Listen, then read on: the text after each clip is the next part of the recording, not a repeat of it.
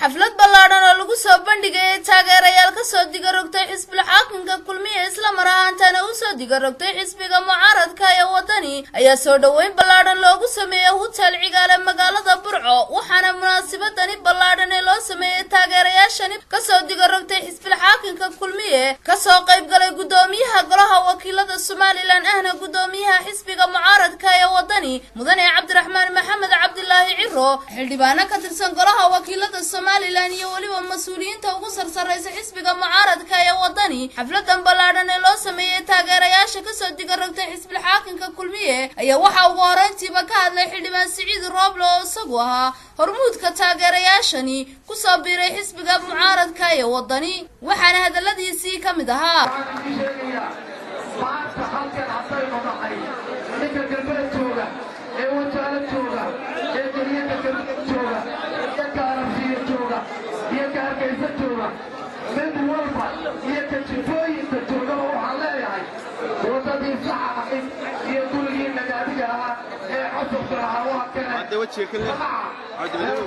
sidoo kale waxa iyaguna ka hadlay mas'uuliyiin ka tirsan xisbiga mucaaradka ee wadani iyo waliba xildhibaano ka tirsan golaha wakiilada Soomaaliland iyagoo dhamaantood ba carrabaabay inaanay marnaba u dulqaadan karin cagajuglaynta ay xukuumadda talada dalka ku hayso aqalka golaha wakiilada iyo waliba saxaafadda madaxa banaan waxa hadaladoodii ka mid ahaa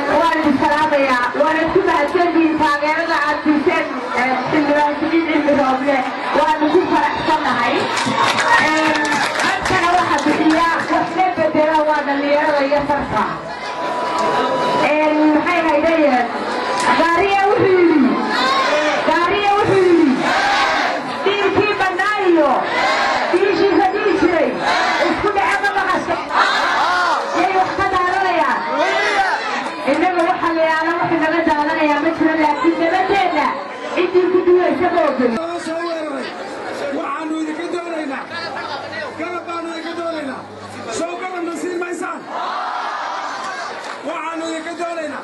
baarlamaankiinnii waxaa laga doonayaa guurtidu inay kordhiso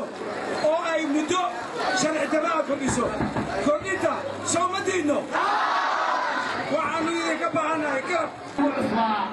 ayay xukuumaddu isu soo qaadisay golaha wakiilada iyo gudoomiyaha cirrada ku soo qaado waxaan ummadda ugu baaqaynaa gaar ahaan hargeysa ku nool inay muujiyaan dareenkooda maalinta sabtida inay isugu yimaadaan golaha wakiilada iyo hortiisii hareerihiisa ugu dambeyntii waxaa munaasabadani soo afmeeray gudoomiyaha xisbiga mucaaradka ee wadani mudane Cabdiraxmaan Maxamed Cabdilaahi Ciro waxaanu yidhi